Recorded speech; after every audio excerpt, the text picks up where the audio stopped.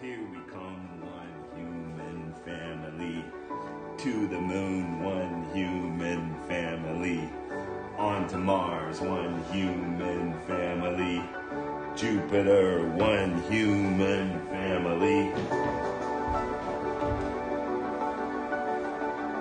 Asteroid, one human family.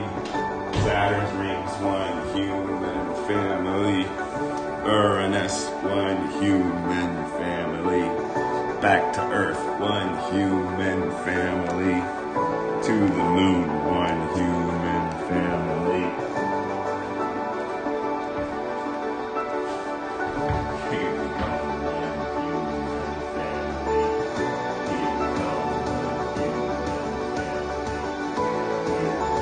human family. Here we come, one human family. Here we come.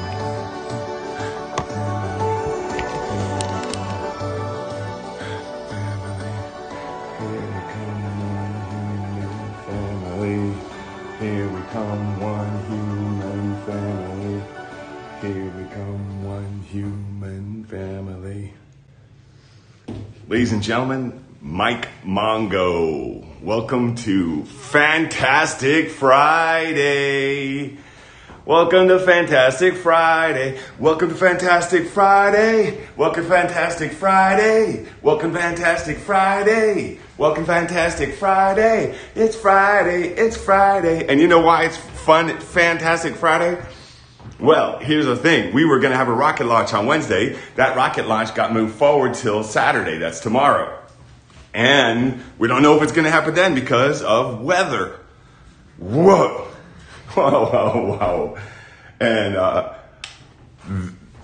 listen, have you ever had something like you want to do really bad? Let me think of something. Oh, what about going to a restaurant? Like you were planning to go get pizza or something. What about going to Disney or Legoland or a carnival or a fair or a movie and then plans changed? Have you ever had that happen? We're going to talk a little bit about that today. And how we feel about these sort of things. I mean, think about this. Imagine. What if you're an astronaut and then suddenly, and you're getting ready to go to space. You're so ready that you're in the rocket ship. And it's a brand new rocket ship. Not only is it a rocket ship, not only are you an astronaut, but it's a brand new rocket ship that's never flown to space before with human beings. And you get to be the lucky astronaut, the selected astronaut who's earned the privilege and responsibility of being the first astronaut to fly in a brand new spaceship. What if that was you? And what if you're in the spaceship with your best friend and you're getting ready to launch to space and then word comes through the radio in your ear. This is ground control and we're going to scrub the launch today. The weather is a no-go. How do you think you would feel? How would you feel? Like your excitement level is like way up here. Higher. Because you are on a rocket ship that is going to the International Space Station with your best friend, and it's a brand new rocket ship, and the entire world is watching. You think you would be this excited? I might even be this excited. I might even be this excited. And then you get told, we're not going today. You're not going to space today. How do you think you would feel? Would you feel disappointed? Would you feel frustrated? How would you feel? How would you feel? Do you think you would be angry? Do you think you would throw a tantrum?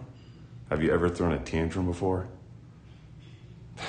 When I was growing up, I have to tell you, I had the bad kind of superhero name.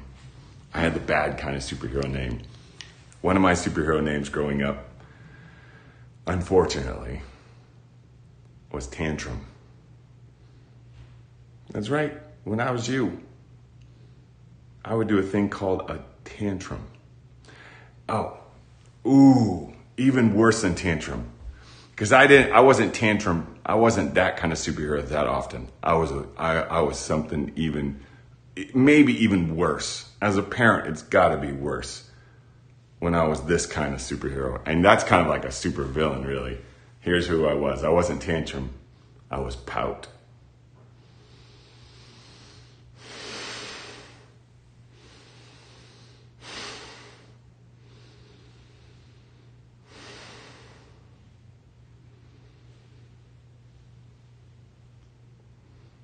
Do you think you would be pout if you were on a spaceship that didn't go to space and you were planning on going to space? Do you think pout would be the superhero you would be? See, even superheroes have bad days. I was pout. Sometimes I'd be tantrum. Arr! But usually, if I was disappointed, I would be pout. And my mom would say, "Quit with your pout." And she was right. And you know why she was right? Because I had a great mom. She was the best. I had a terrific mom. As you know, she passed away, which means died. She died a year and a half ago. And I love her so much. She's right here. I keep her with me right here in my heart. And she gave me so much love that I carry her with me forward into the future, even though she's not here with us. And she started when I was you, pouring that love into me. Now, the funny thing is, I didn't have a dad to do that. I had a stepfather, and sometimes the stepfather I had was really good, and sometimes the stepfather I had wasn't so good. But it all works out. And you know why it worked out? Because those experiences, the ups and the downs, helped me become the grown-up that I am today. All those challenges. When I was disappointed, how I learned the best way to respond is probably why Colonel Doug Hurley and Colonel Bob Behnken got picked to be astronauts on this spaceship mission. I bet how they responded when they were told that they're not going to space today was not a pout. It was not to throw a tantrum. They said, okay. And they moved it forward. They did what I call shifting. They shifted. Now, if astronauts who are going to space, which has got to be the coolest thing, come on, what is cooler than that? Oh my gosh, that's cooler than Legoland. That's cooler than Busch Gardens. That's cooler than Six Flags. That's better than Chuck E. Cheese. It's better than going to a hackathon. That is going to space. I mean, I would be, how I just showed you how excited I would be. I would be so excited. And I bet you would be excited too. And I bet both you and me would be probably frustrated and disappointed. Now, get this. That spaceship mission, they scrubbed it. The weather wasn't good, so they scrubbed it. That's the SpaceX Crew Dragon launch that was supposed to happen on Wednesday. And maybe you were watching. I was watching. And my friend Tory Carissimo, he was watching. He has a launch program, and we're going to talk to him today. And he was watching. And then the announcement came. No launch today. And I was disappointed, and he was disappointed, and maybe you were disappointed, but think how disappointed the astronauts who were on that spaceship were. However, they held it together. Of course they did. They got to. They didn't have to. They got to. That's the difference, is like sometimes we have to do things and sometimes we get to do things. So getting to do things, like they don't have to be astronauts, they get to be astronauts. They don't have to do, Colonel Doug and Colonel Bob don't have to do what it takes to be an astronaut. They get to do what it takes to be an astronaut. And one of the things they get to do to be an astronaut is to maintain composure or keep their cool. You ever have anyone say to you, hey, cool off, cool out, keep your cool, be cool? You ever anyone say that? I have. And when people say, so it is not, I bet no one had to remind Colonel Doug or Colonel Bob to be cool. And you know, both Colonel Doug and Colonel Bob are married to astronauts, Karen Nyberg and Megan MacArthur. And they've flown on the space shuttle before when we flew the space shuttle. And we've had launches that got canceled when they were, or delayed, that's the right word, scrubbed. If a launch gets stopped, it's called scrubbed, and then they reschedule it. So Wednesday's launch that got scrubbed has been rescheduled for Saturday. And Karen Nyberg and Meg MacArthur, the astronauts that Colonel Doug and Bob Behnken are married to, they've been on missions that got scrubbed. And so they've had to feel those feelings. And I want you to know that they also got to do the same thing that Colonel Bob and Colonel Doug did. They shifted. Sometimes we want to feel one way. And the funny thing is, this is funny. We have a choice about how we feel. We can choose that. I did not learn that till later. I think I wish I had somebody to tell me, like I'm telling you, that we can shift emotions, that you can shift how you feel about anything. It's hard to shift feeling hungry. It's hard to shift feeling like we have to go to the bathroom. Those are hard things to shift. But shifting feelings, like if I'm feeling angry, shifting to not angry, that's a little less hard. That's something I control. My stomach, I have to put food into, like my stomach is really in charge of that. So the only way really for me to shift feeling hungry is to add food or some juice or something. But to shift how I feel, if like when my mom passed away, I was sad. And that shifted over time because then I remembered how much fun we had together and how much I love her. And I don't really usually, like if I'm feeling bored, this is a great one. How do I shift out of that? How do you shift out of being bored? How do you shift from being bored? Because being bored, you know why I don't like being bored? Because it's boring being bored. I don't like feeling bored because it's boring. And so shifting out of being bored is one of my favorite shifts. Shifting out of being angry, that's me just really thinking, like, what if a person was on a spaceship and the space mission got canceled and then you're angry? Well, for Colonel Bob and Colonel Doug, that shift might have been kind of easy because it got rescheduled. The mission that got scrubbed got rescheduled for Saturday. So they could shift by thinking, okay, so we're just moving forward a few days. Or if they were disappointed, they could shift that feeling of disappointment by moving forward a few days. In our heads, we can do that. We can shift how we feel. Have you tried shifting how you feel? Have you practiced that before? I know how to do it. All right, so here's what you do. You take a memory, like think of a time that you were angry. Angry. When was I angry? I was angry. You ever had anyone, because of something they did, get you in trouble? I can think angry thought just because of that. So here's the thing. You know that feeling? So think about sometime that somebody got you in trouble. Then let go of the memory and hold on to the feeling. Okay? This is like a trick. So remember the feeling and let go of the memory.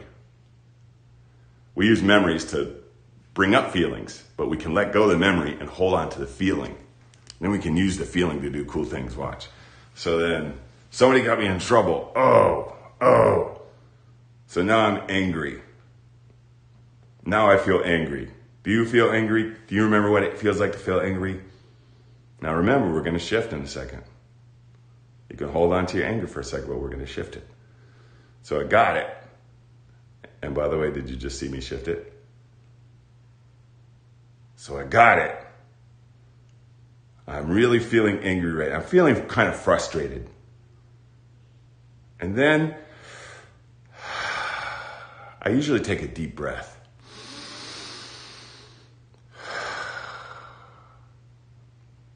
And another.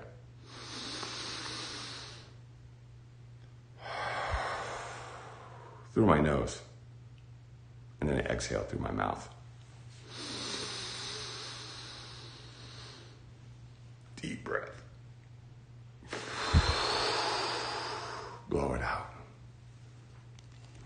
Now, if you did that with me right there, you may already feel shifted. Sometimes that's all it takes. You just give yourself a moment. Oh, that's another way to shift. Sometimes if I'm feeling frustrated, I will even say, I used to say to my mom, Mom, can I have a moment, please? And my mom thought that was very mature of me to say. And she said, yes, you may.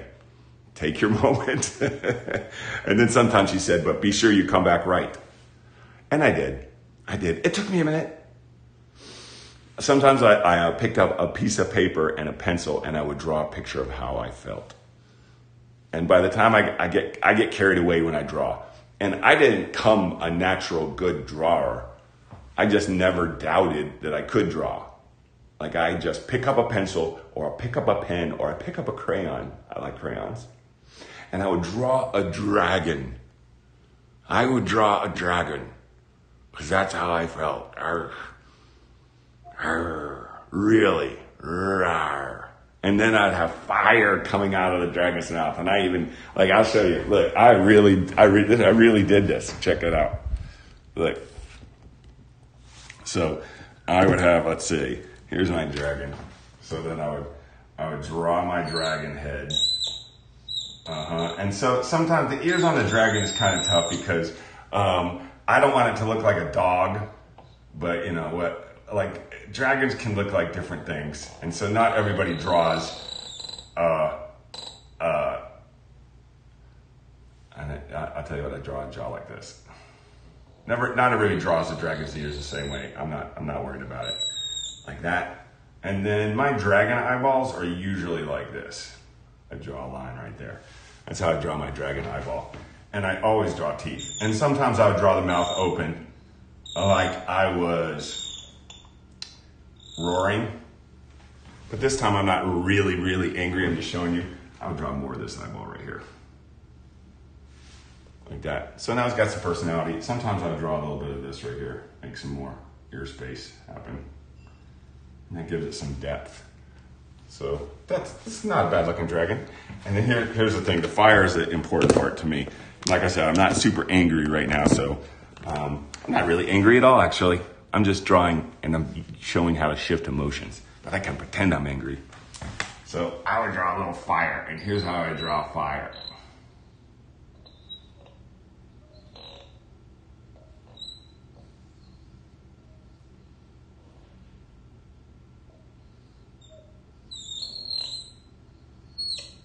Drawing fire is fun. There. That would be my fire. And because I can, probably put a little orange in it.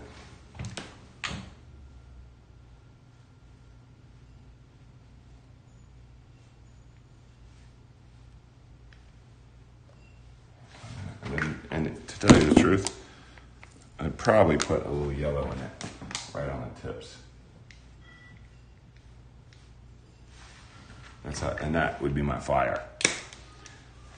And if I can, it's easy to make a dragon angry just by with one, like a cross eyebrow.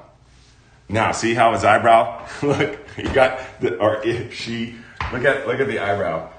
The eyebrow changed. Immediately the opinion of the dragon changed. However, I can even change the opinion of the dragon just like this with a little line right here, make it look like the dragon's smiling a little bit. So now it's angry and smiling. So this is a happy to be angry dragon. And not too angry, just kind of like miffed. So you think that's how Colonel Bob and Colonel Doug felt when SpaceX Crew Dragon got delayed, got scrubbed on Wednesday, and knowing that it got moved forward to tomorrow, Saturday? It is possible that's how it felt. But you know what? To tell you the truth, it may have felt just like this. Look, watch it. Let's visit our dragon again real quick. Look, it is easy to shift emotions. It is easy to shift feelings. So then maybe Colonel Bob and Colonel Doug said, you know what? It's not so bad. It's not bad at all, actually. I'm still a fire-breathing dragon. I'm still an astronaut. So how upset can I be? And that's that part right there. How upset can I be? Look, I've got it pretty good. Like for me, I had a mom who really loved me. That's an advantage. I got both my hands. I got both my eyes. I got both my ears. I got my tongue. I can communicate. I got a lot of advantages. A lot of times I had stuff that I loved, like chocolate.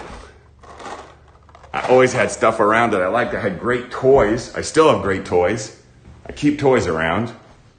And I bet you do too. I hope you do. I hope you have some of the stuff that you like, and I get to do fun stuff. And remembering the stuff that I have, the advantages I have, the things that I'm very lucky to have, that allowed me to shift how I felt. Remember, shifting how I feel, like if I feel hungry, takes food. And shifting how I feel if I'm tired takes sleep. And shifting how I feel if I'm thirsty takes water.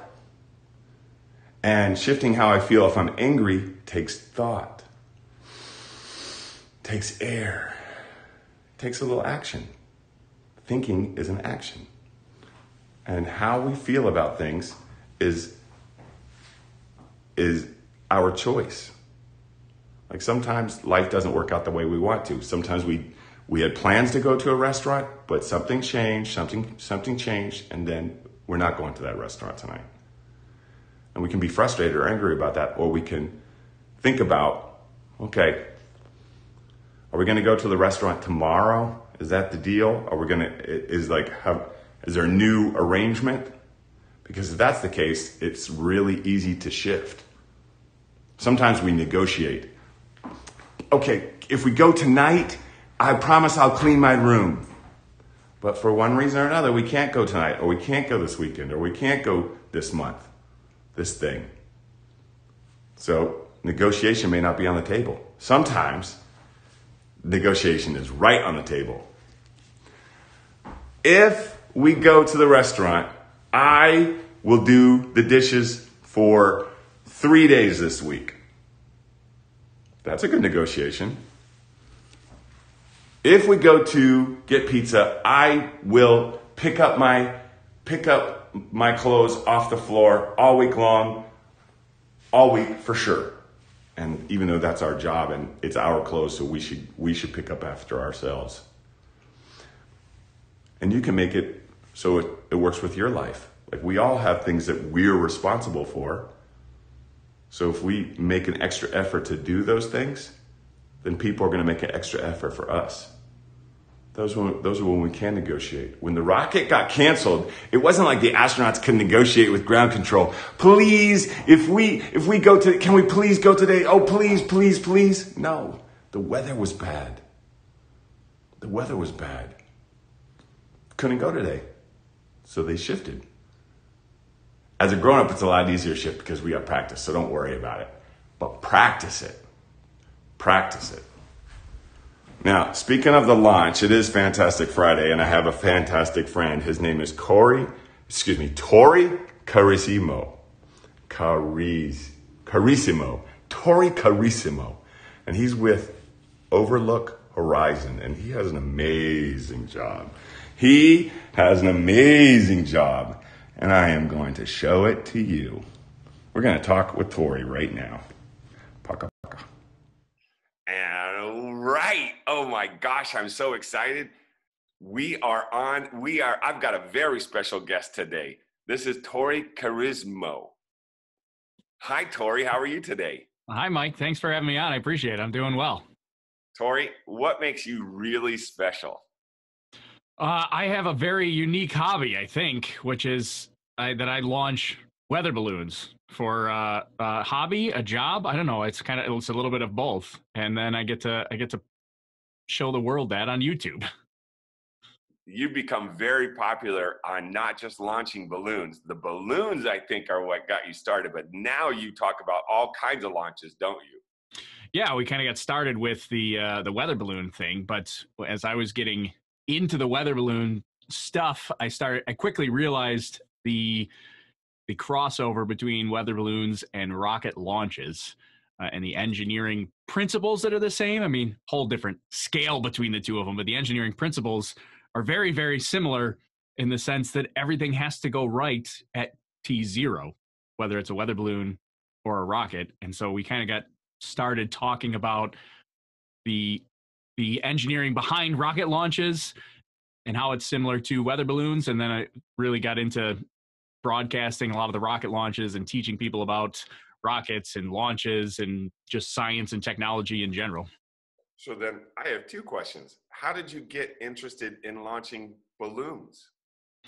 I'm a software engineer. That's my regular job, and I've always been into technology and into space as well. But space was always just kind of a side hobby for me that I loved. And my wife had bought me an Arduino or Raspberry Pi computer, which, if you're not familiar with it, it's a little credit card sized computer. It's like this big here. It's a tiny little computer, and it does nothing if you plug it in. You have to program it to do anything. So the first thing I did with it was to plug it in and make an LED blink. And I called my wife over. I'm like, you got to see this. It's the greatest thing ever. She looked at it and went, those Raspberry Pis, pretty much anybody can get, can't they? yeah, they're super inexpensive. It's the barrier to get into it. They're like $30. Anybody can buy them, learn programming, and start just like I did with a basic program of blinking an LED is the first thing I did. And so you created a light? I made just an LED blink on and off. And I was like, this is awesome. Because in my job in the software industry, I do web-based software. So I never interface with hardware. I've always been fascinated with interfacing with hardware, taking something that I do in the virtual world and making it do something in the physical world. So this is where I got started. And after I made the LED blink, I was kind of trying to figure out how, what can I do in the real world? Something that's actually useful and does something. And I found a bunch of other people that had been launching weather balloons with these little mini computers. And I was like, well, I love space.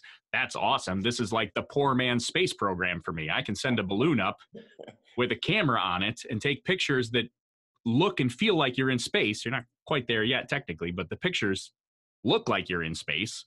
And I have to bring it down and recover it and do all the engineering and the analysis to make sure that everything goes right. And at the end of it, it's like, this is awesome. I just did this. This interfaced with the real world. It was fully autonomous and it worked. I'm holding something in my hands that just went to the edge of space and back. What does autonomous mean?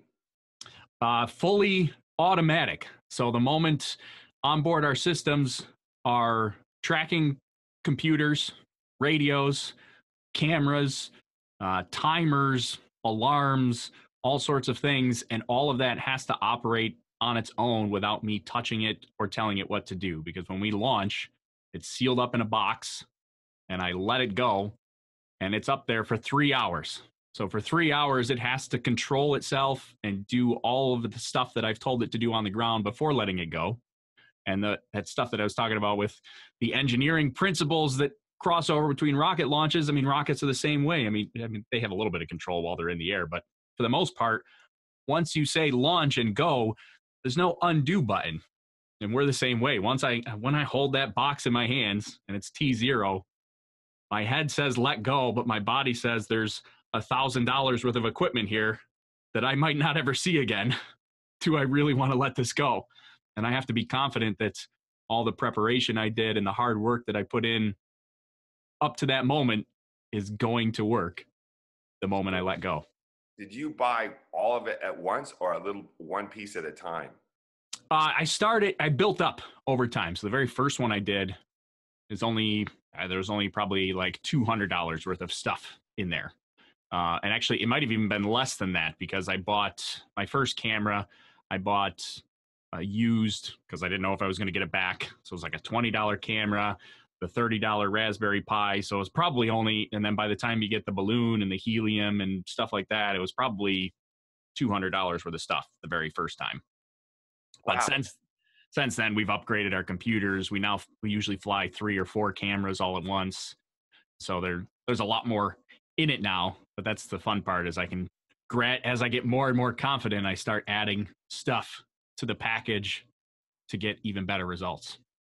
When I was 11 years old, I saved my money for a whole year and I worked hard and I actually earned $200. So I could even do this as an 11-year-old back when I was 11. Yeah. And now $200 isn't as much money as it was then. Yeah, exactly. It's easy to get $200.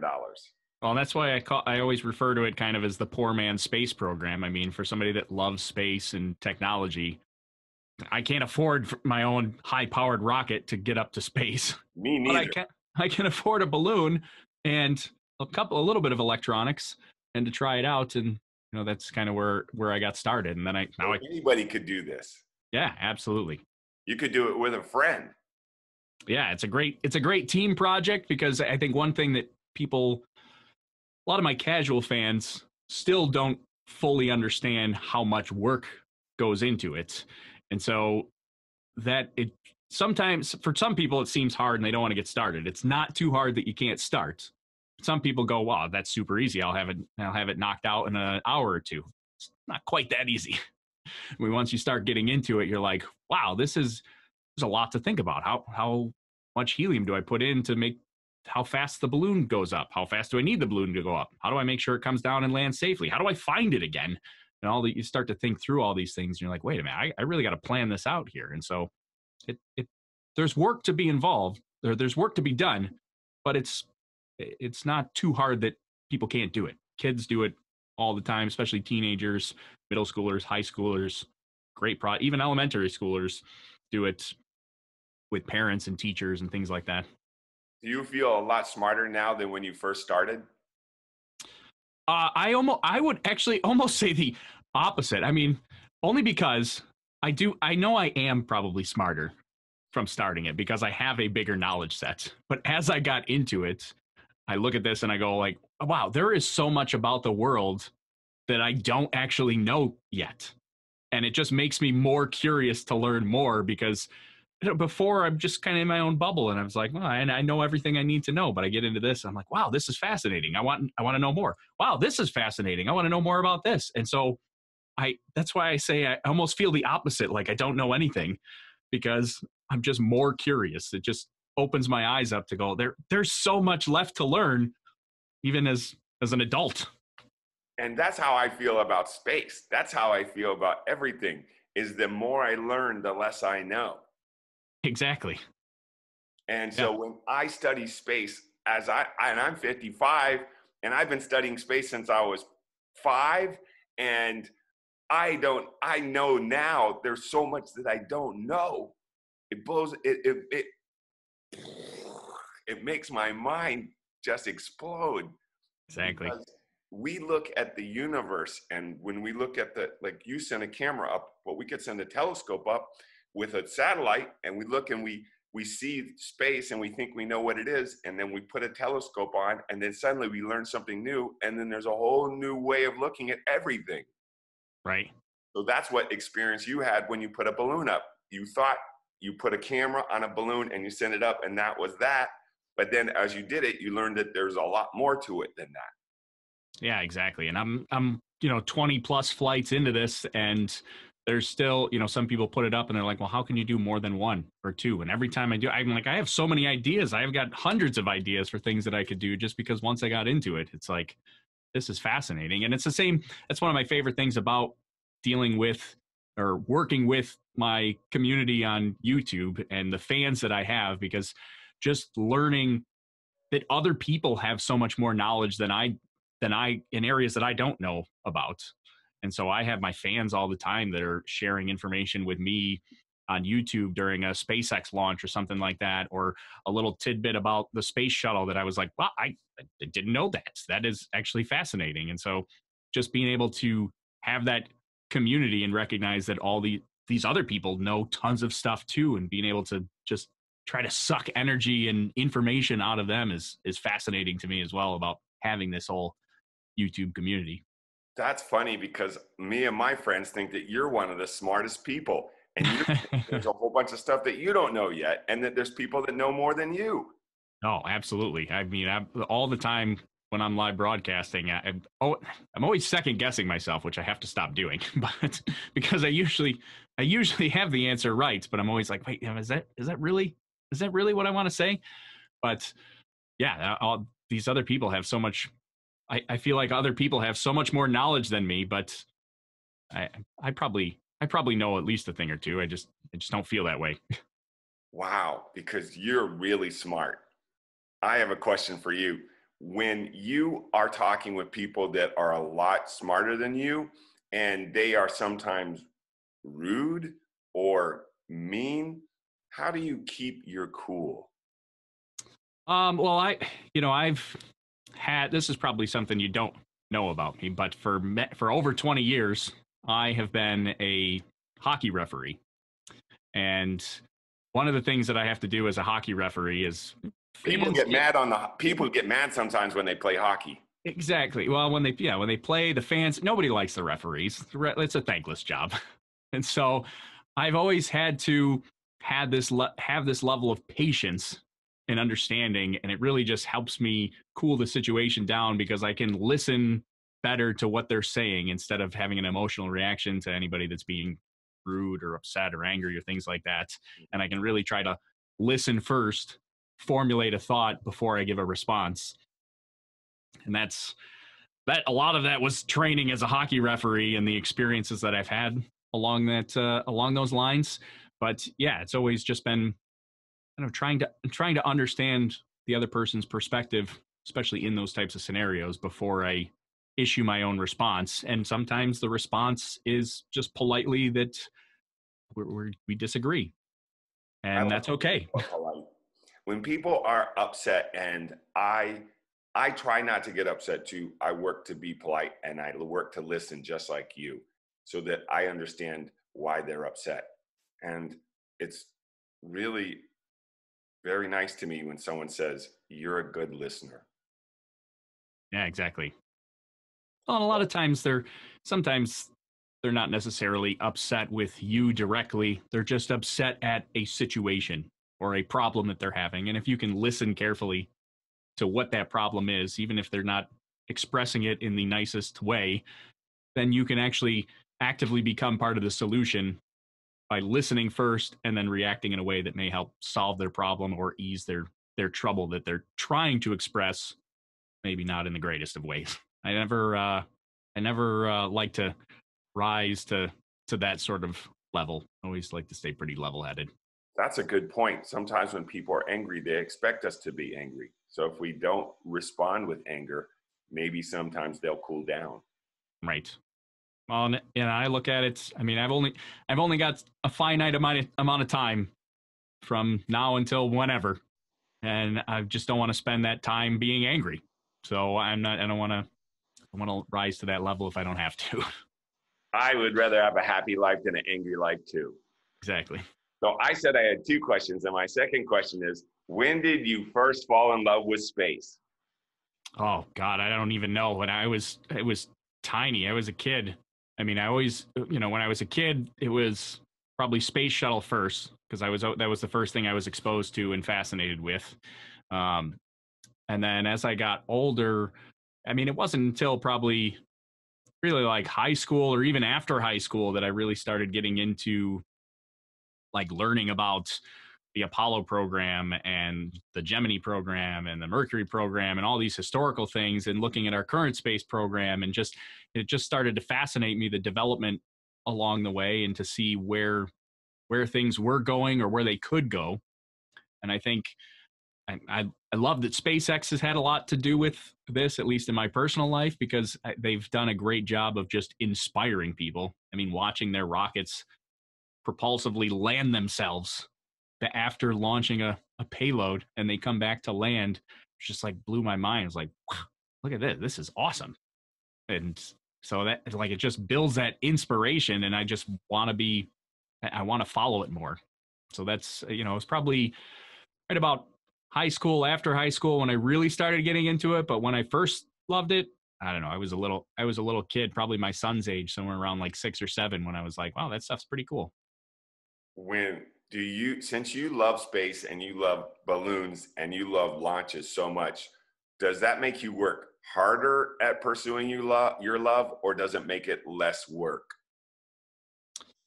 It makes, I say it would be, it feels like less work. It doesn't feel like work at all because I enjoy it. And I think that's one of the greatest things in life is if you can do work that you actually enjoy, then it's not really work at all.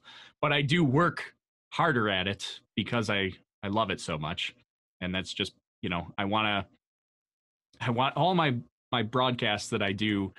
This is going to sound selfish, but for the most part, I do them for myself. Like I do this because I love it. And I feel like if I put out a product that I love and I share my enthusiasm and my excitement and I just put myself on camera and say like, this is who I am. This is how much I love it. And I'm just going to share my knowledge with everybody watching. I feel like that I'll get the reciprocal of that where the fans are enjoying that because they're seeing that excitement and they will share in that experience.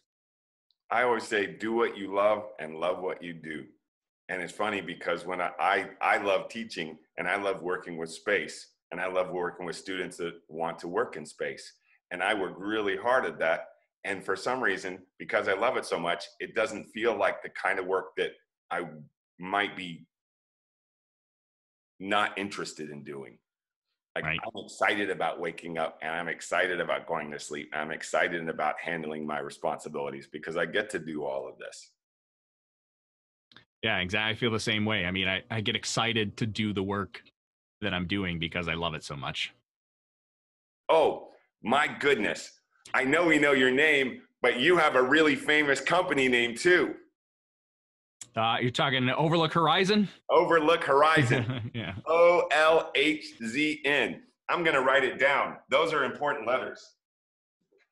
Everybody should know this. I've written it down before on my show. Yeah.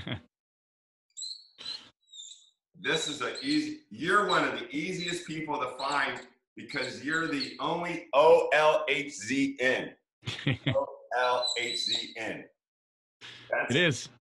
It confuses people, but that's it right there. It stands for Overlook Horizon. Overlook Horizon. That's it. Okay, so the launch is coming out this weekend. I don't know if it's going to happen, but you're always there anyway. And I love watching your show, and I appreciate what you do for all of us. Oh, well, thanks. You're too kind to me. But yeah, it's I will be there this weekend, launch or no launch. We'll be live streaming the activity, so I'm excited to see it, even if it doesn't happen. But weather's starting to look nicer, starting to look a little bit nicer. So love a launch. There's a chance. There is a chance. I will see you on Overlook Horizon this weekend. Awesome. Yeah. Thanks, Mike. I really appreciate it. Thanks, Tory. Thanks for being here. All right. You got it. Bye. Bye. Wow. That was great, right? Tory Carissimo. Tory Carissimo. The important thing, I call him Tory. The important thing to remember is OLHZN. Overlook Horizon. OLHZN. Overlook Horizon. OLHZN. Overlook Horizon. OLHZN. Overlook Horizon. Overlook Horizon does live broadcasts whenever there's a big rocket launch. And Tory is the person who explains all about it. And he is really smart. He plays like he says he doesn't think he's that smart. And that's because he understands how much there is to know about space and science and engineering and rocketry. He understands how much there is to know. So sometimes when we understand how big the subjects are that we're thinking about, we understand that we don't know as much as we think other people think we know. People will say that about me, that you're so smart, Mike Mongo. How do you know so much about space and science? I hear that all the time. All the time. And the fact of the matter is, I really know how much I don't know. I don't have any idea how much I don't know. There's so much I don't know. In fact, I don't have any idea how much I don't know because there's so much. I only know that there's so much that I don't know. And that's why I pursue the thing that I love doing, like Tory. Tory pursues launches, and it seems like to all of us that he knows so much because he loves it so much. If you pursue what you love, if you do what you love, you'll love doing it. That's really the simplest thing that I can share. Now, there's something, I got to tell you this. Let's sit down. Let's see what we got going on here. All right. Gimbal, can I get some, Gimbal, come on over here. All right. So did you hear what Tory said about how when somebody is angry and how he responds? So he's a referee for hockey. And I don't know if you've ever seen hockey, but people get really frustrated. People in the stands watching hockey and the players, they'll fight on the ice. Hockey's played on ice. And he's a referee in hockey. And so people are always yelling at him. What a good practice to learn how not to lose your cool, how to keep your cool. And so because he's such a popular YouTuber, people will come on and think that they know a lot, or maybe they do know a lot, and they'll correct it. And maybe they won't do it in a way that is kind or generous. Maybe they'll do it in a way like, what are you thinking? You think you're right, you're wrong. It's actually like this. Tory is always very kind and considerate. I've never seen him get upset, in fact. And even people that don't get upset can get upset sometimes. Now, the reason I'm sitting down and having this conversation with you is very important. Tory is a grown-up, and so am I. And as our brains grow from when we're you to when we're us, we develop something at the front of our brain called the prefrontal cortex. Prefrontal cortex is where we make logical decisions. It's when we're thinking with our thoughts instead of our feelings. When we don't have a prefrontal cortex yet. It doesn't even come into your brain. It doesn't show up or grow or develop in your brain until you're around 21, until you're a grown-up. So you're making decisions without the thing that I have, the thing that Tory has. You have the same experiences that we do. You have experiences of frustration. And then sometimes when we're frustrated, when we're you, we cry or we get angry or we did what I did, pout. And that was because I didn't have the logic. I didn't have my logic center. I didn't have my logic center to use. Thankfully, this shows up when we're 21. And it allows us to be the grown-up that I want you to be. However, all of that, now that you know that, here's the thing. You can still practice logic. You can still practice shifting. When Tory spoke about shifting other people who are angry and shifting them to being not angry, and shifting his own feelings, and being happy instead of angry or sad or disappointed. And as a grown-up, we have a lot of experience of that. And as a student, young student, you don't have so much experience. You're getting experience. This is your job. Your job as a student is to get experience. So you can't, even if you mess up or if you don't get things right or if you get angry when you don't mean to, well, you're a kid. That's what people mean when they say you're a kid. It means that you are getting the experience of how to do it right, and you get to practice. You don't come this way. We come the way you are. That's how we get here, not knowing. And we learn from experience, just like you're learning right now. I really appreciate you just listening to me. I really appreciate having your hearing, having your listening right now. That's the important thing, is that you're working to be the best person that you can. And then you get to grow up to do the thing that you and I both want you to do. We both want you to be a space explorer and a space professional and an astronaut. Me and you both want you to be whatever you want to be. If you want to be a space ballerina, we want you to be a space ballerina. If you want to be a space YouTuber, me and you want you to be a space YouTuber. If you want to be a space firefighter, what an important job that would be. Me and you want you to be a space firefighter.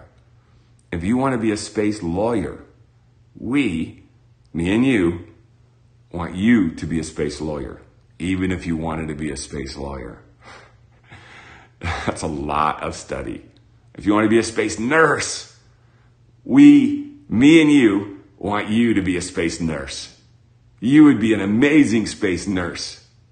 And if you want to be a space teacher, an astronaut teacher, like me me and you want you to be an astronaut teacher. And the way to do that is by practice. Practice makes perfect. Do the thing you want to do the thing you love, like Tory, and the work seems easier. It doesn't seem a lot like, it seems different. Do the thing that you love to do, like I love teaching. It doesn't seem like work. See, it is work. It's a lot of work, and I love it. So it feels different. It feels different. If I was doing something I didn't love, it wouldn't feel the same way. You know that feeling? So that's not to say don't do the things you don't love doing, because when I was you, I got to learn what I didn't love doing by doing it. I actually didn't love being in the Army. When I was in the Army, I didn't love it. Sometimes I really didn't like it. And so I went on to do something else. When I was 17, a teenager, I worked at UPS. And I didn't like that either. I liked it for a while though, and then I didn't like it. And then I shifted into something else. So we can shift careers like we can shift emotions. We can shift what we do in the same way we can shift how we feel. See the similarity?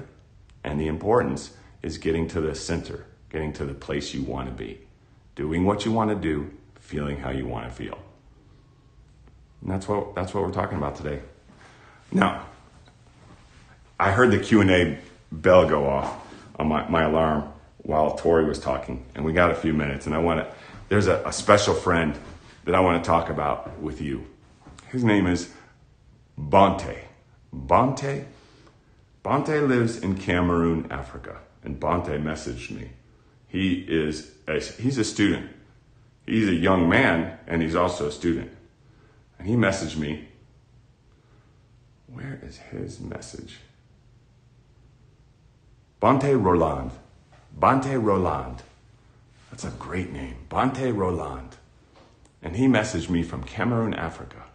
And he had a question for me. How do I get to be a NASA astronaut? And he is in Africa, and NASA is in the United States. Now, it just so happens I got another question that is a lot like Bonte's today. It was, and this is from, let's find it.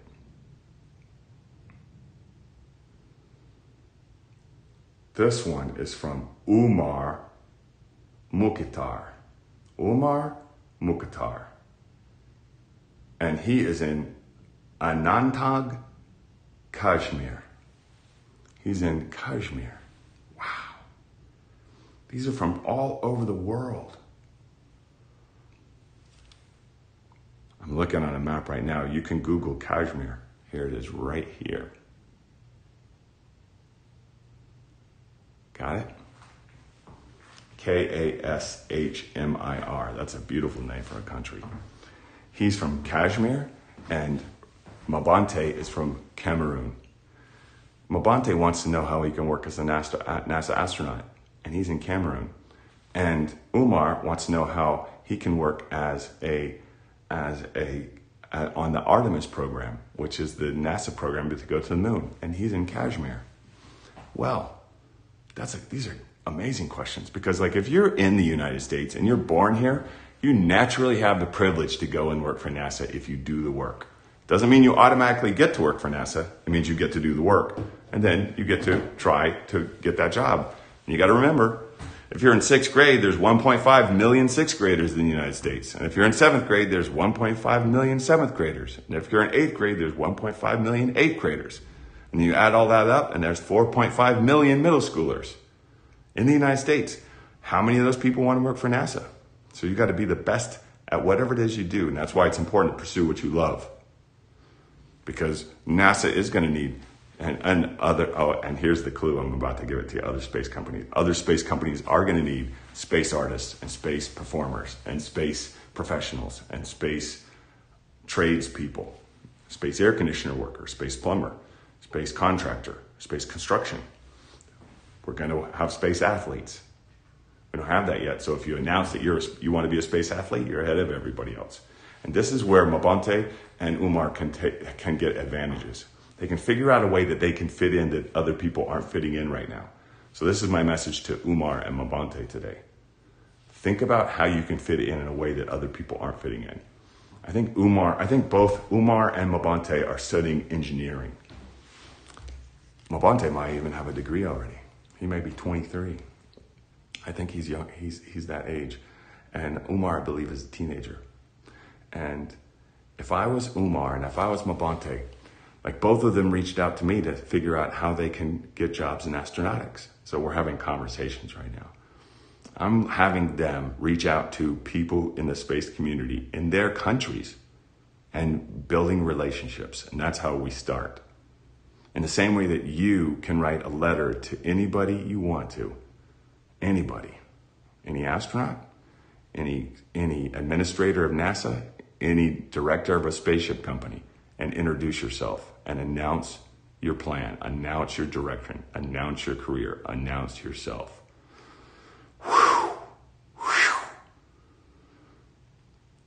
Remember that our friend Andrea wrote a letter to astronaut Krista McAuliffe's mom as an 11-year-old and then became the archivist, the person in charge of the history of Krista McAuliffe after she left college, because she wrote a letter when she was 11. So that's why I want Umar and Mabante to start writing letters. And that's why I want you as a young student to start writing letters, handwriting letters to your heroes. Mabante and Umar could use computers and they could print it out because they're older. But as a young student, I would recommend handwriting the letter. And it doesn't matter if your handwriting is not that good. And it doesn't matter if your spelling is not that good. We get better at that as we get older. And you can ask for people to help you. Okay? So those are all, and that, speaking of shifting, that will shift Mabante and that will shift Umar into the direction they want to go in. We can shift our career in the same way we can shift our feelings. And we can shift our feelings in the same way we can shift our career. See how it all works? Tomorrow is the launch. That's our show for today. I heard the bell. It's time to wrap it up. I hope you have a great day. You've been very patient today, and patient is an amazing exercise. You've been very thoughtful today. And exercise is, you've been very patient and you've been very thoughtful today. And patience and thoughtful are two extraordinary skills and abilities. When you bring those to whatever you do, it cannot help but succeed. Okay? You keep up the good work. You have a great weekend, and I hope we have a terrific launch, and I'll see you on Monday. In the words of my people, pow, pow, pow. Pow, pow, pow. Pow, pow, pow. Pow, pow, pow.